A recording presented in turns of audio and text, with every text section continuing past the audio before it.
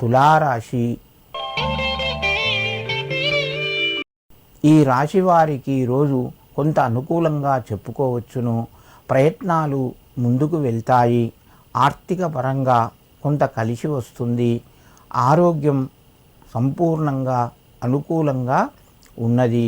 మిత్రుల ద్వారా కొంత జాగ్రత్తలు పాటిస్తూ స్నేహాన్ని కొనసాగించండి.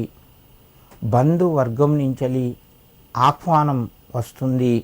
దూర ప్రయాణాలు కూడా చేయవలసి వస్తుంది.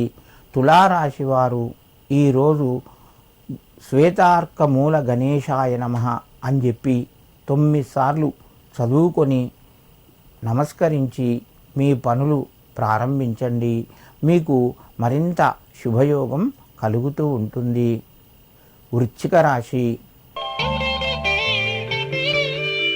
ఈ రాశి వారికి ఈరోజు ఆర్థికంగా కొంత అనుకూలంగా ఉంది. చేసే పనుల్లోపట విజయం చేకూరుతుంది. కుటుంబ సభ్యుల యొక్క సహకారం ఉంటుంది. ఇంటి లోపట ఆనందంగా గడుపుతారు. దైవ కార్యక్రమాల్లోపట పాల్గొంటారు.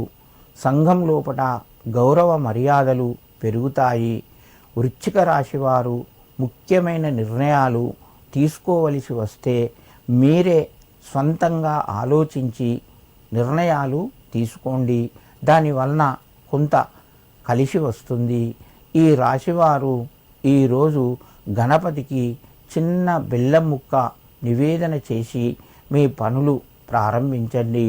మీకు మరింత శుభయోగం కలుగుతూ ఉంటుంది. ధనస్సు రాశి.